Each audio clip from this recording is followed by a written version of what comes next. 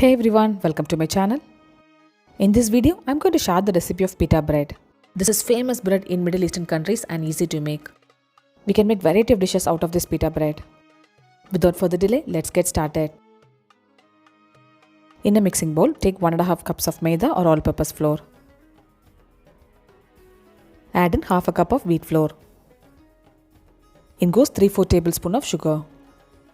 Add in salt as needed and 1 teaspoon of active dry yeast.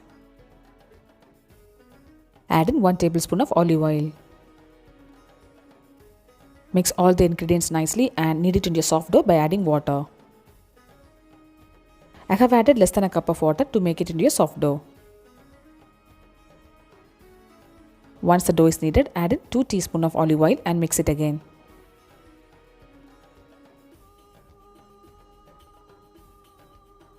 Cover the dough with a lid and leave it for 1 hour. We have to dust the dough until it doubles in volume. Look at the difference, the dough has risen well and this should be the consistency of it. If you find the dough is little sticky means you can add little maida and knead it. Knead it for a couple of minutes and divide it into 9 to 10 balls. Now roll the dough into round shape using a rolling pin. Dust the dough with maida so that it doesn't stick. The rolled dough should be little thick and not too thin.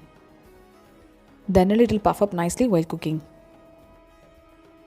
The doughs are rolled out into almost round shape.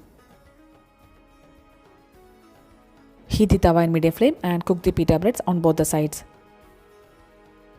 You will see the pita breads will puff up like this while cooking. Look at it friends, it has puffed up like balloon. We can make shawarma out of this pita bread. You can slice this pita bread and stuff it with falafel or tandoori chicken and stuff it with salads or any other filling. Actually, I like homemade pita bread than the store-bought one. This will be more softer and delicious. I have prepared shawarma by using these pita breads.